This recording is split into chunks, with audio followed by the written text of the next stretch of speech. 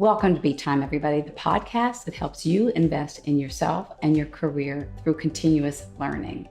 You can broaden your horizons through Be Time because each week we bring a seasoned executive or other expert to the table to share business insights and career advice with you.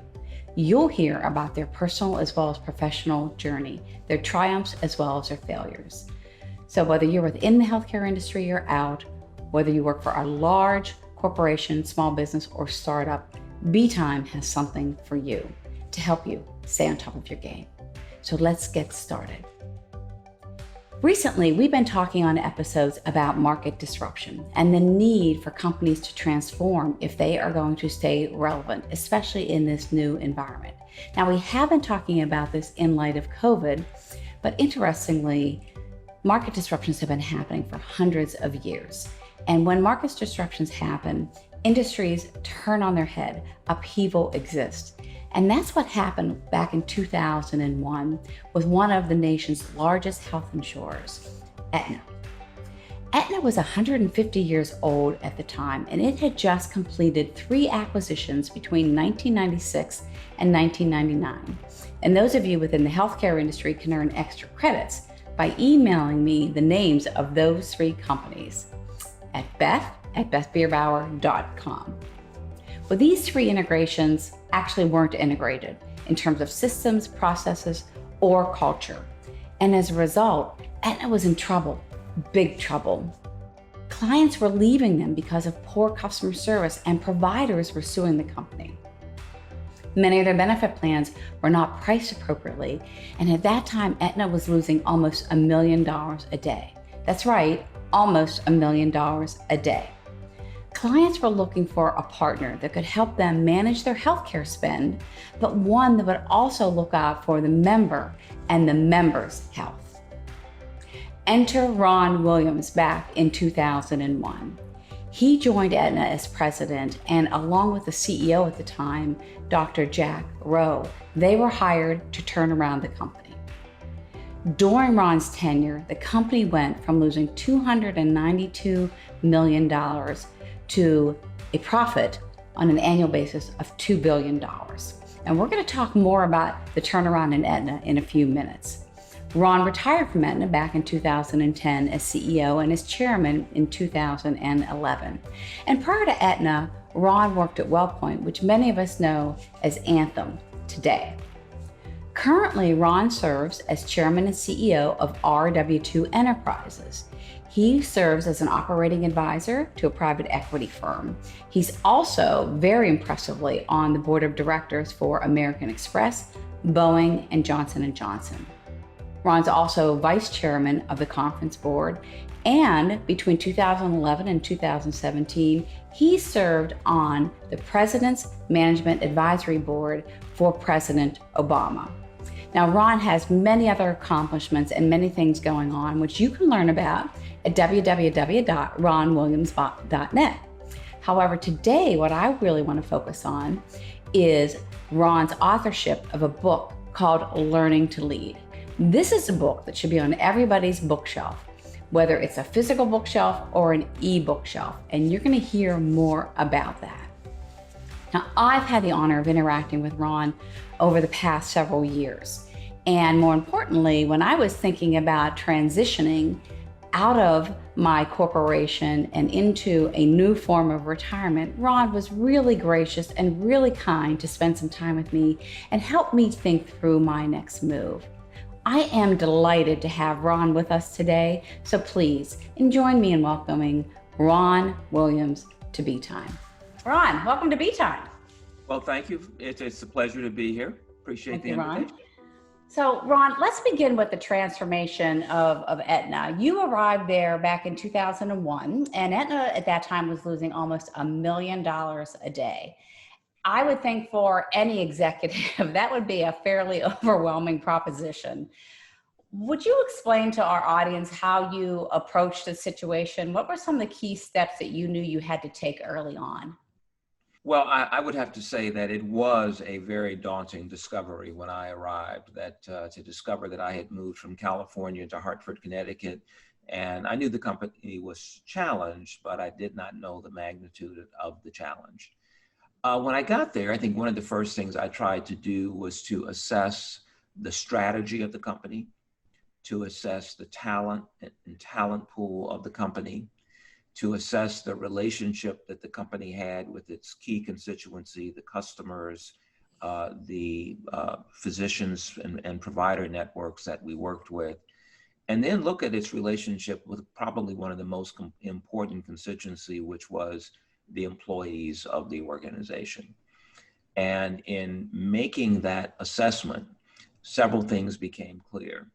That in its push to grow and expand and merge and acquire, that the company had failed to create a cohesive culture, and a culture that was grounded in strong values and strong performance. It also had neglected the technical infrastructure of the company, which perhaps we can talk about later. And so it was clear that in order to right the ship, we had to get back to basics.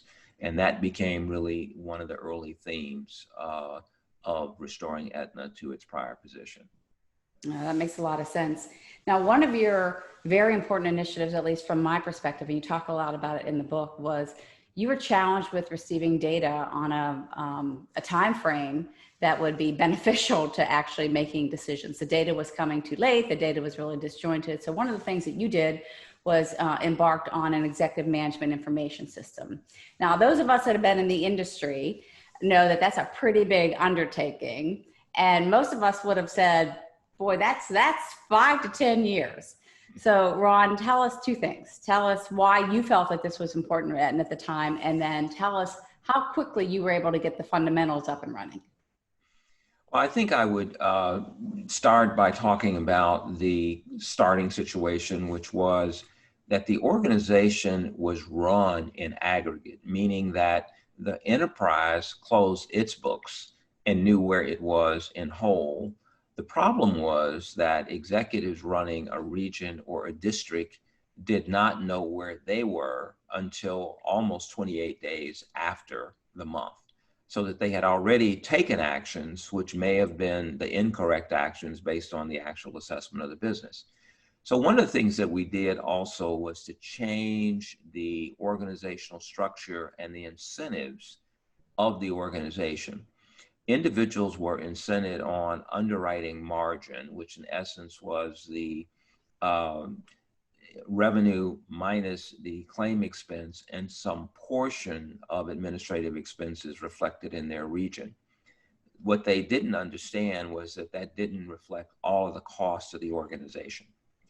And so when they contributed $200 million for their region, they didn't realize that there might have been $220 million worth of expenses, and they had just created a loss. And so we had to get those incentives right. And in order to do that, we needed the right data, we needed the right information. The creation of the executive management information system wasn't a technical project. It was really part of a cultural transformation as to how we brought together our technologists, our actuaries, our operators, our account executives to really begin to understand account level profitability or book of business profitability. I remember very early on, we had a meeting and I laid out what I wanted. I went to the whiteboard and I drew pictures and showed what I wanted. And they said, wow, well, that sounds like the system we worked on a few years ago called the MERV system. I said, well, whatever happened to MERV?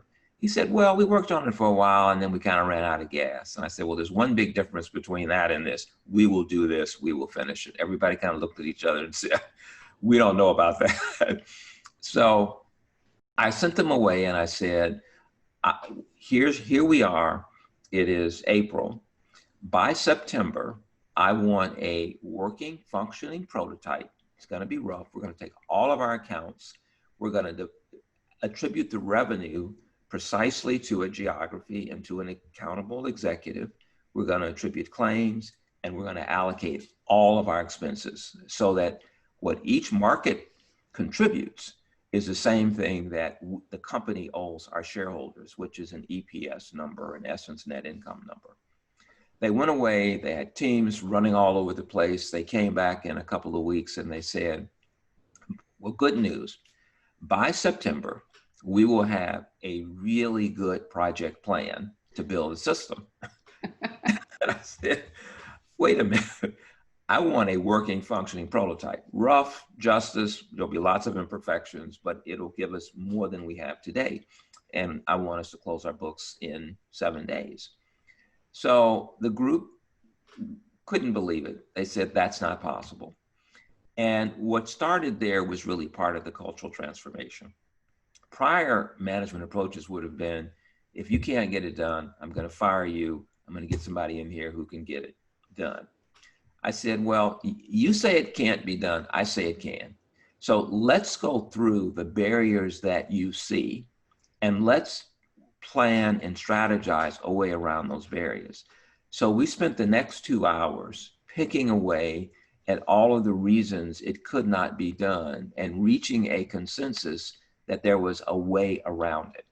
I remember the first one that was mentioned was, we couldn't even negotiate contracts in that amount of time because we wouldn't have our specifications. We wouldn't know who we wanted. I said, look, rough justice here. How many vendors are there who can actually build what we're talking about? They said, well, there are 3. I said, so who are the top 2? They told me who the top 2 was. I said, look, what we should do is we should go negotiate with each of them, be very transparent. One of them will get the business, one of them will not. But I want you to negotiate a fully approved contractual document with the exception of the final statement of work. And we will make that decision as we go through time. They said, that's a good idea. That would work. So one by one, we peeled away the barriers, and where we couldn't address them, we put them on a glide path as to what would happen in order to either get to the close of 7 days or allocate all of the accounts. We figured out that we could bring in outside consultants to help us do the vast majority of the work, and we would use our own staff to do the elements that really required detailed subject matter knowledge. So long answer to your question, but the headline here is the creation of the system was about a cultural transformation, a new way of thinking about problem solving that was collaborative and that really revolved around trying to get the facts about the issue and thinking through how we could change the dynamic in order to accomplish our goal. And I think you've demonstrated that sometimes it really does require a leader to roll up their sleeves and help their team figure out how to get to yes, when historically you've been embedded in a culture that it's acceptable to say no, right? Or it's acceptable to delay or acceptable to serve up barriers. Just rolling up your sleeves really, really helps because of small wins then build on each other, right? I think that's very true. And I think the cultural transformation was important because the history in Aetna had been what was called Mother Aetna and Aetna Nice. No one ever said no. The things just kind of disappeared. You asked, does anybody have any questions or objections? Nobody would say anything. They'd leave the room and say, well, that was the craziest thing I ever heard. That's not going anyplace. And so changing that culture into one where there was vigorous debate, vigorous discussion, and that when decisions were made, they were executed upon was a really, really big part of the cultural transformation there. Yeah, I would agree. And we're going to talk a little bit more about that in a few minutes and why it's so important to hear people's voices. I want to take the EMS discussion just a little bit further, because one of the things that you were really a pioneer on is after you got your EMS up and running, and that was really about operating your business, you developed a health analytics unit. And again, you by far were earlier than most in understanding that and seeing the need. So Ron, what did you see at the time that led you to say, wait a minute, this is great. We've got getting the fundamentals in place, but we really have to start looking at clinical outcomes and things like that. So tell us your thought process there. Well, I think one of the things I had been trained in was always fact-based decision making. And so one of the things that was important was getting the facts. And as we looked at our strategy, and I mentioned earlier that this was one of the critical elements of the transformation, it became clear through listening tours with our customers and with other constituents that we needed a strategy that was really about improving the quality of care and making certain we were viewed as more than a transaction processor of claims. And we hit upon a strategy that was based on information and integration and innovation. And what became clear as we looked at our data sets was that we had an enormous amount of claim data, which was administrative and had limitations. But we did have an enormous amount of access to pharmacy data. We also paid for the lab data, but had not created the feeds from the lab vendors so that we were able to match the claim data, the pharmacy data, and the lab values. And we built the ability to integrate that data, build algorithms to develop tentative hypothesis about the actual diagnosis, and be able to then combine that often with health risk assessment data from the patient themselves to find gaps in care that could lead to better outcomes for the patient. And so the reason that we started early was a clear strategic vision that there was a unique opportunity for differentiation strategically and adding value to our customers by investing heavily in these areas. Well, you were spot on that. And as I said, you were one of the early leaders in that. And many of your peers took a page from your playbook on that one. Now, I want to talk a little bit specifically about the book. I said in my introduction that this book ought to be on everybody's bookshelf, whether it's a physical bookshelf or an ebook shelf. It's a really good book. It's a really practical guide. It requires people to take a look at themselves, and it's divided into three parts. I want to talk about the first part because you say the first part you named is leading yourself. Can you share with us, what do you mean by leading yourself, and how do you actually put that into practice? The book was written from the context that there were people who were early in career who were trying to figure out how to get established and started. That there were people in mid-career who were now leading others. And there were people who really had reached a point where they were leading organizations. And that there were distinct skill sets, experiences, and competencies necessary to move through those phases. So starting with leading yourself, one of the biggest things is really for people to understand how they can, in fact, get out of the box that they were put in at the start of their career. And a big part of that is reframing. You know from your experience that the notion was, look, women aren't good at science, math, or certain other things, but yet that's not true. And if we let others' external perspective on who we are and what our capabilities are define us, we don't challenge ourselves and we don't open our eyes to the potential of what needs to be done. And so leading yourself is really all about how do you reset your horizon.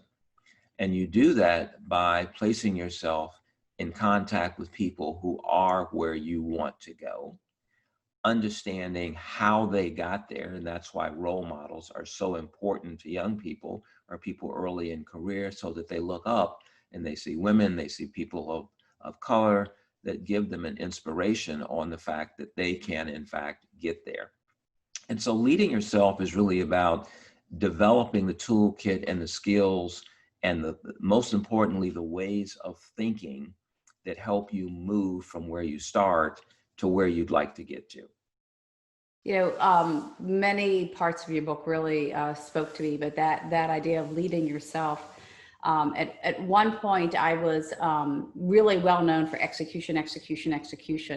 And my leader at the time said to me, you know, you need to develop some strategic thinking skills. And I remember, because I'm the type of person that takes feedback and says, okay, well, if somebody's telling me this is probably true, and had to figure out how to get out of the execution box if I really wanted to be a leader, and how to think strategically. And then, of course, took the necessary steps to do that in terms of going to graduate school and really reading a lot of books on on business and strategy and things like that, because I wanted to take myself out of that box that I had been put in that said, you are good at execution. And that's all you can do, and go into the other direction. So that really resonated with me when you said, listen, you have the opportunity to pull yourself out of that box. I think one of the steps you took, which I really encapsulize in this concept of be 15% better every year. And the idea isn't that you can arithmetically be 15% better in perpetuity. The notion is that all of us can convince ourselves that we can be 4% better, 5% better. But if you're going to be 15% better next year, you have to think deeply and meaningfully about what you need to improve. You need that outside in perspective. You need to think about where you want to go. And that 15% better helps define that path, as it did for you, that you needed additional education, you needed additional experiences to move the strategic needle. You could have simply said, well, I'll do what I'm doing and I'll just do it a little better. And that really doesn't help you get to where you want to get to. Agree. And oftentimes we fall to our comfort zone, and that's where we stay. And certainly I've tried to push myself to go outside my comfort zone and really learn what I don't know, admit what I don't know, and learn what I don't know. So the way that you articulate that in the book, I think, will be very, very helpful. You also have a neat analogy. You talk about sailor or seal. Would you explain that to our listeners? Yeah. And let me say, every time I talk about this, I start with great apologies, because I've never found a better analogy for people to understand the concept, is that everyone gets to decide whether they want to be a sailor or a SEAL. Now, what I mean by that is you can join the Navy and you can be a sailor, or you can be a Navy SEAL. You get to choose. And once you make a choice and you're comfortable with that choice, that's okay. What people are uncomfortable is if you choose to be a sailor and you wake up one day and you're with the Navy SEALs, it's not going to work well.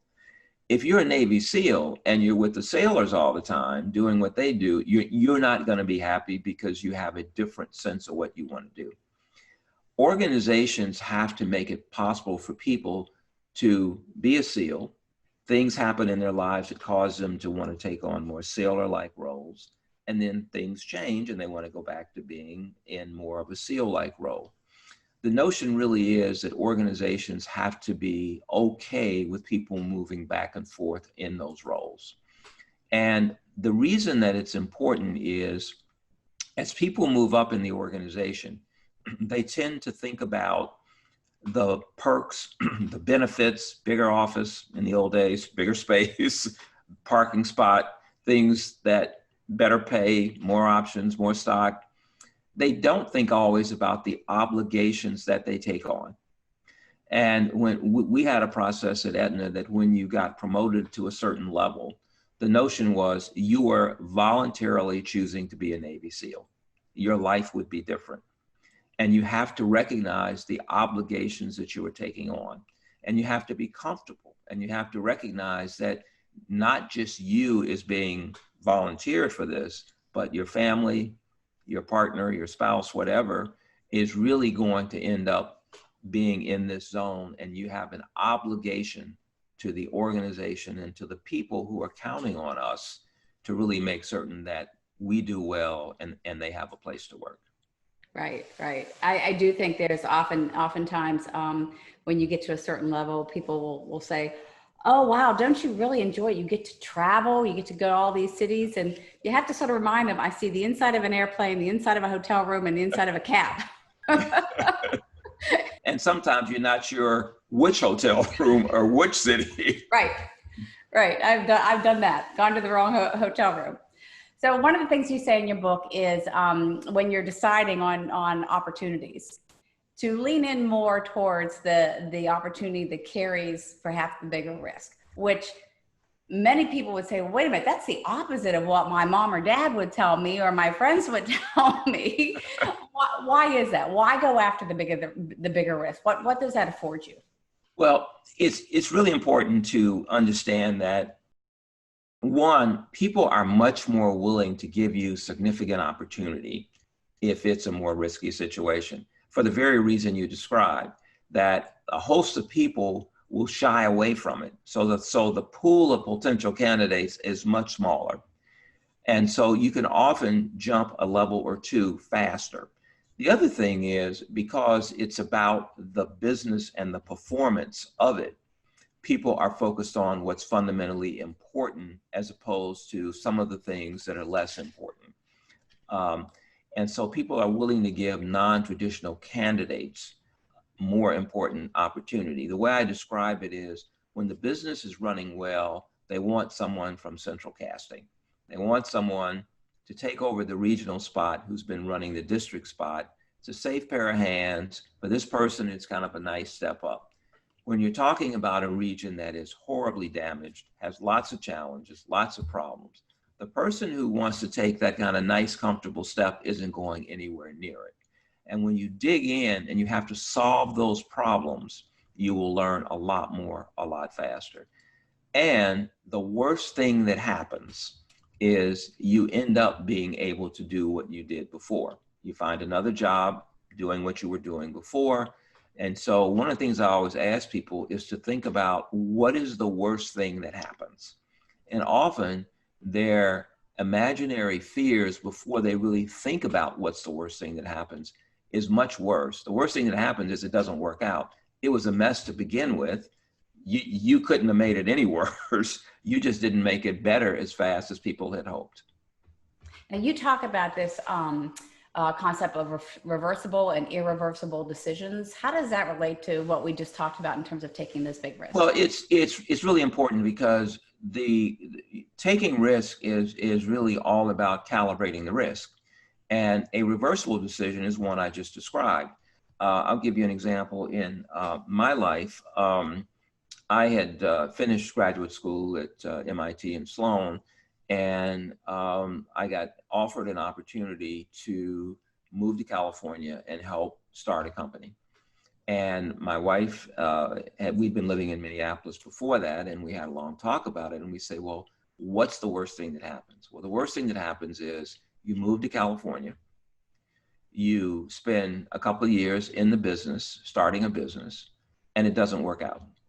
So, okay, how bad is that? I'm in California.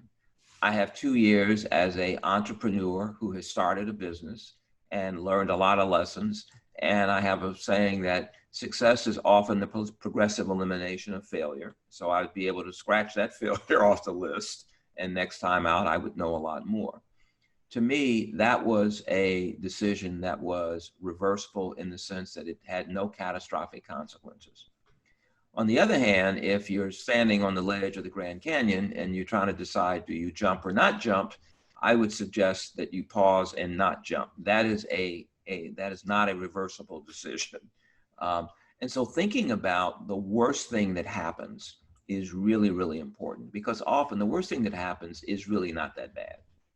Ron, one of the questions I'm sure that our audience might be wondering is, how do you put yourself in those situations to be able to take advantage of those opportunities? Because most of the folks that are listening out there might be managers, directors, vice presidents, and they don't typically have exposure to individuals like you. So how do you put yourself out there? How do you be there when the opportunity arises? Well, I think one of the things I talk about in the book is 2 up, 2 down. And 2 up is a concept that says you need to understand the strategic intent, not just of the person you work for, but the person they work for, and ultimately the organization. And a great example, which I talked to someone about, is you're in a department that doesn't get any resources. You're struggling, you're producing lots of earnings, and you are so frustrated because you look across the building, there's another department where people are getting the newest, latest laptops. You know, you're working on a clunky piece of equipment. They have resources for research and marketing and all types of activities. You could say to yourself, the company doesn't care about me or this unit. When you get strategic intent and you understand the strategic intent of the organization, the answer is you are a cash cow as a business. your addressable market has either been fully penetrated or you've reached the point where the demand for your product is decelerating. The organization is extracting as much cash as it can from your business to fuel the future growth and prosperity of the enterprise. That is a very different framing than they don't care, as opposed to we're contributing to create the future of the organization. Once you have that context, you're then in a position to say, I'm going to do the best I can to help create the earnings necessary to transition. Oh, by the way, I'm also going to go over to the other unit and see how they're doing and see if I can get an opportunity over there as well. So that strategic context is really important. What that means is you have to invest in the organization, invest in understanding where the organization is going, and be an active participant. Go to town hall meetings, listen to the earnings calls, go to opportunities to ask questions, join employee engagement groups, get a broader context, and oh, by the way, build a broader network within the organization. You used to travel out to the field a lot. I did the same. And I recall that there was one location that I just so enjoyed going to, because when we would have a town hall, they would come with tablets and their pens and questions at the ready. They listened to the earnings call, and they really, really treated it as if it was their business, which of course it was, right? And it was just so different in some of those pockets of locations. And it brought me a lot of joy to see that people were really trying to deeply understand what's your vision? Where are you taking this? Where are you taking this segment? And those are people often that you came back to, and you relied upon, because you understood that they understood where you were trying to go. Absolutely. Now, the second part of your book, as you talked about, was about leading others. And I was hoping that maybe you could share 2 to 3 challenges that you really faced. You talked about cultural as being one of them when you went to Aetna.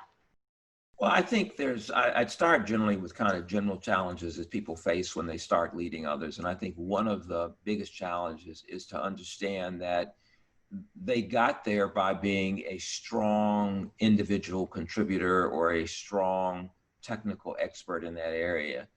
And they want to continue to do that. But the reality is that's not their job anymore. And one of the things they have to learn to do is it's their job to get the best out of the team and to be in a position that they are helping the organization perform at the highest level. Rule number 1, to the maximum extent possible, hire people who have the potential to be as good as you or better. A lot of people want to hire individuals who, while they may not be there today, don't have a lot of headroom. What you want is people who, recognizingly it's a junior role, they may be a junior person, but they come to the organization with an appetite, with a desire to learn and contribute and be as good or better than you are. And so you want to be known as a talent magnet who is attracting high-performing people. And you also want to be in a position to share that talent across the organization. You want people you've brought in to be placed across the organization as contributors. I think the other thing that's really important in leading others is to recognize that the key to success isn't simply achieving the goal. You have to achieve the goal. You have to achieve the goal the right way, and you have to reflect the values of the organization. And you also have to always keep your consideration for the people in the team higher than the consideration for the task and getting the work done. Now, some people get confused and they say, well, look, if my consideration for getting the work done is 100%, and I feel like in order to have consideration for the team, I need to kind of have a situation where I lower my task orientation. The answer is no. You raise the level of concern that you have for the team. And I'll give you a practical example. We had a big project we were working on, and it was about 4:30. We had at least 2.5 hours of work to go to finish this. Had to be done that day. Under the kind of let's get it done, we would have said, okay, we're going to spend another 2.5 hours. We'll focus on it. We'll get it done now. As opposed to pausing, checking with the team and saying, look, it's 4:30. We've got 2.5 hours to go. Can everybody stay today to get this done? Or can we take a break and pick it up at 7:30, 8 o'clock? So we went around the room. People said, look, I've got something I promised I would do. Can we get together at 7:30 and pick it up then? We did a check. Everybody said, sure, that works. So we were able to show consideration to a couple of the team members. One had to go home and tend to something. Another one had to go do something at their kid's school. And yet we got the work done, but we showed consideration for them as individuals. That's extremely important. And when employees feel and your team members feel like they have that input, then they want to come back at 7:30 and they'll do whatever it takes to make sure that they can get it done. Now, Ron, I want to read this because I think it's really important because, in our country, there's a lot of discussion right now about diversity and inclusion and things like that. And you do address it, but you really go deeper and say something. You say the deepest value of diversity is derived from cultural and intellectual inclusions, not just demographic variation. And that really, really struck me. Would you share a little bit more with our audience by what you mean by that? It's extremely important that the organization is reflective of the customers that it serves. The organization can very easily fall into groupthink. And if you have a group of people who have been the same places, gone to the same type school, done the same things, then they'll start a sentence with, everybody knows this is what we ought to do. Well, the answer is everybody doesn't know that's what we ought to do. People have very different experiences, very different perspectives, geographically, ethnically, gender, other activities, sexual preferences, you name it. You want a team that brings together a microcosm of the country and of the customers that you serve. You will make better decisions. You will be better informed. And one of the things you'll do is you will avoid a lot of unnecessary errors in communication, in brand, in presentation, in just a lot of ways that are really fundamental to the long-term success of the business. And so it's one of the things that's really important. One of the points I've been making lately as I talk to CEOs is, as a CEO, you are rewarded and incented and held accountable for achieving revenue targets, achieving earnings targets, achieving EPS targets, achieving innovation targets. And if you believe that diversity, inclusion, participation of women, participation of people of color in the business in the right way is an important goal. And if you look at your performance relative to your revenue goals, relative to your net income goals, relative to your EPS goals, you would be fired by and large for your performance in these areas. So you're either incompetent as it relates to this dimension of your job, or it doesn't matter to you and probably doesn't matter to the board in the way that they articulate it does. So I think we have to set a higher standard and we have to help companies get there. Many companies often focus on the availability challenge and say, oh, gee, we got so many of this, there are only so many. And the answer is often the availability is narrowly defined. Is defined by people who fit the bill of the last person who did the job, who, by the way, wasn't someone who did it differently, as opposed to looking at what are the skills, attributes, and talents, where are all the places in the universe that people can develop those, and how do we make certain that all of our recruitment really comes from those diverse categories. This is a particularly important problem in large legacy companies. And that's the point I made a few days ago to someone, which is, if you think about the senior executives in a large company, they started 30 years ago. Their cohort and the people they've worked with for 30 years did not, by and large, include women, and it didn't include people of color. I was the first generation of people of African Americans to go to universities and colleges en masse. And so as someone who got my MBA in 84, you know, as a new entrant, somebody who's been there since the 90s, you know, there was one or two of people of color in these companies. So when organizations recruit and fill positions through the relationship pipeline only in the company, the people that the executives have worked with most exclude many of these categories.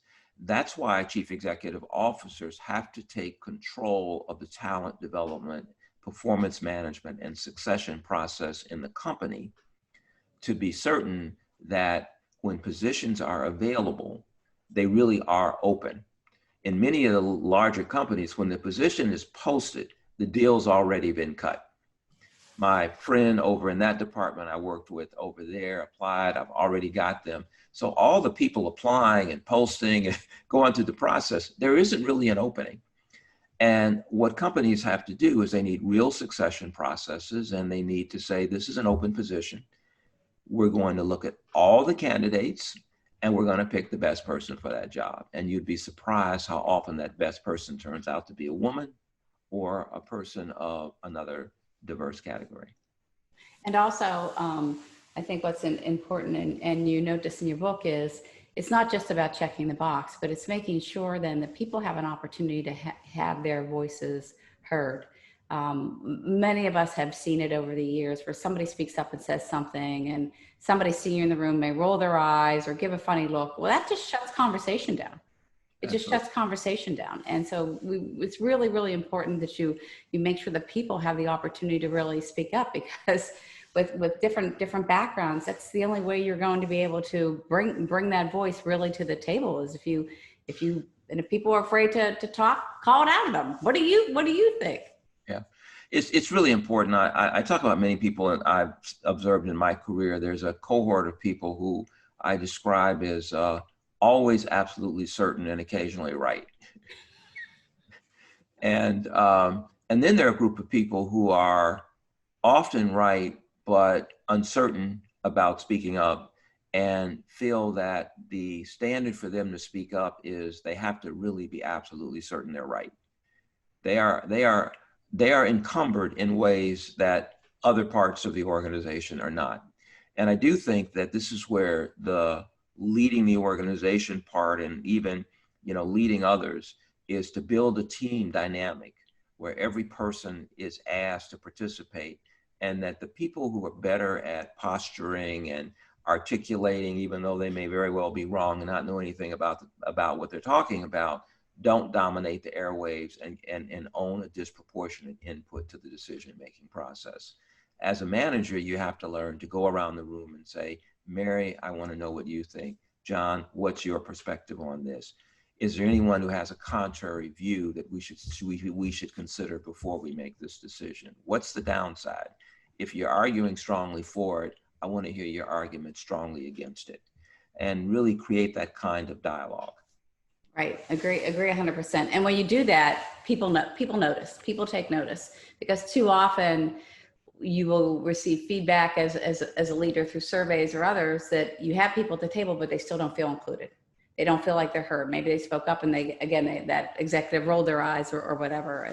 And so it's really, really important. Now, you're still very active in healthcare, Ron.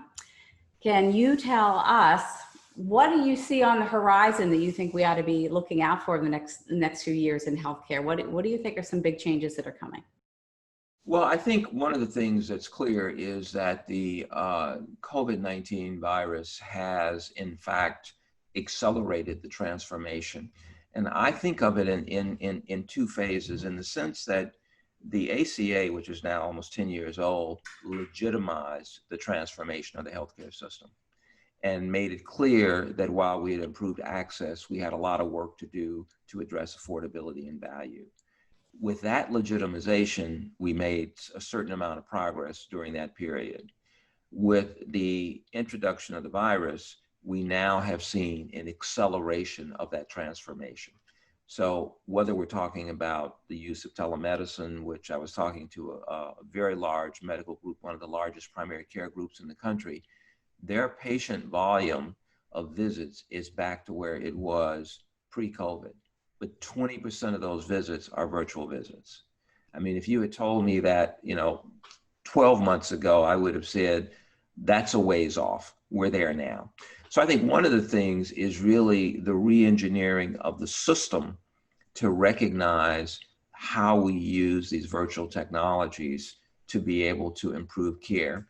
The other one is a continuing move to care in the home, the continuing move out of the hospital for certain kinds of care, and the use of hospital for intensive activity and surgical procedures that are really warranted in that kind of intensive setting.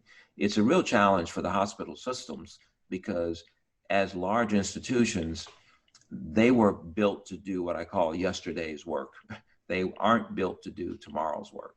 And the large ones, systems are moving quickly to try to migrate into a configuration and a delivery capability that's oriented to where we're going. But it's going to be a huge challenge for them.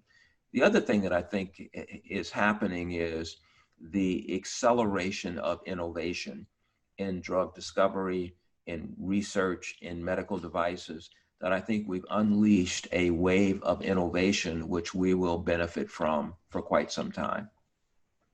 I think that's well said. So I've taken some notes here. Telehealth, people want to age in place, and the acceleration of innovation. Very, very powerful. I'm on the board of the American Telemedicine Association, so I can share that it's been a very busy time, particularly for the CEO of the American Telemedicine Association. And they're working really hard to make sure that the changes stay in place. And people want to age in place. People want to stay in their home. People don't want to go to nursing homes, may be more conducive to assisted living, but people really want to stay in their home. And to your point, when you're a hospital system, you're sitting on all that real estate, you're still thinking about how do I get people in the door when the new front door is probably going to be the home, right?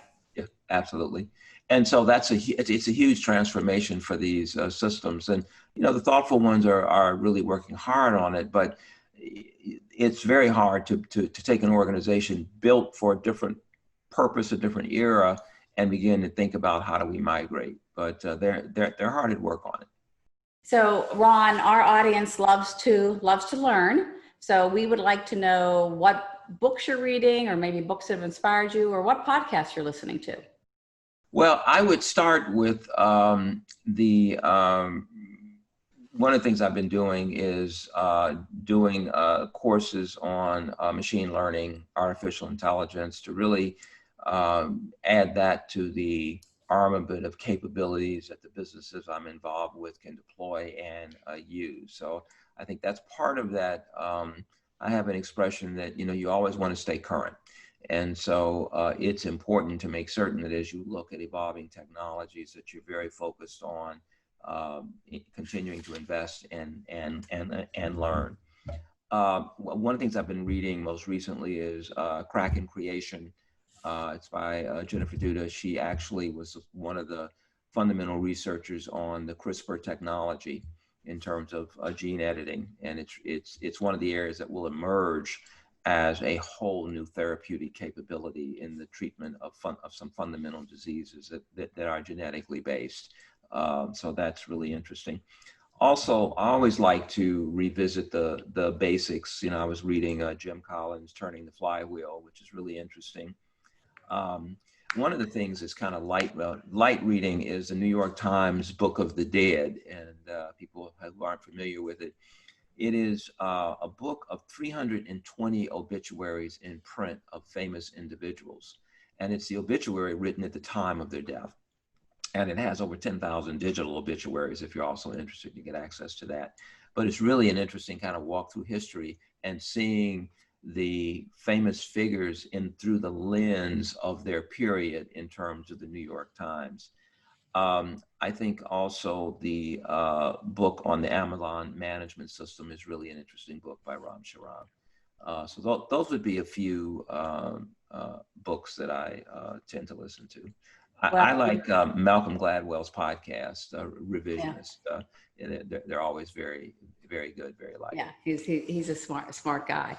Well, I think I'll grab the Book of the Dead next. That sounds interesting. And I have read some books by the New York Times. Smarter by Sunday was one that I picked up years ago that just really kind of takes you back and refreshes your memory on those things you learned in high school and college over the years. One weekend it's physics and the next weekend it's arts or whatever. So that one was really good as well. So Ron, as we wrap up here, any final words of wisdom for those out there listening? Yeah, I think probably the final word of wisdom I would give people is that when we think about our assets, and we think about our house, we think about our financial assets, stocks, bonds, whatever we're fortunate to have, retirement plan. The one thing we never list on our asset is ourselves. And the single most important asset that you have is yourself. And so making certain you're doing the right thing to make that asset valuable, not just in a financial sense, but in an intellectual sense, in a relationship sense, in a caring sense, in a contributing sense. And so I would just close with the encouragement of people to really take the time to think about themselves as an asset and what they should be doing to really optimize the most valuable thing they have. Well, that's a fantastic note to end on. So Ron, thank you so much for being with us today. I know that I learned a tremendous amount. I know our audience will learn a tremendous amount as well. Once again, I want to note to get the book, it's called Learning to Lead. And you can buy it. I bought mine on Amazon. It's readily available out there. Is it an ebook as well? Is it an ebook format as well, Ron? Yeah. It's downloadable for Kindle for all types of formats. Okay. Yes. And again, I love the way that you parse it up into 3 separate sections and something that will apply to everybody. And if you are a veteran of the healthcare industry, you have to see it because you'll see a lot of names in there that you will recognize. And I should say kudos to Ron before I forget that there are several people he mentioned in the book that you have actually walked the walk in terms of helping people develop and grow, and people like Kim Keck and Pat and others, and people talk about Kay Mooney, people that you have really brought up through the ranks of Aetna that have gone on to really do great things. So thank you for being with us. Well, thank you for having me. Probably one of the things I'm proudest of is I have 5 people who work for me who are CEOs. And I think that is a record I am very proud of. And I'm glad to say that at least more than half of them are women. So it's been really great to see that talent flourish and do well. And yes, and much appreciated in the industry. So just to wrap up for our listeners, this is another episode of Be Time, and we hope to see you next time. Thank you. Thank you.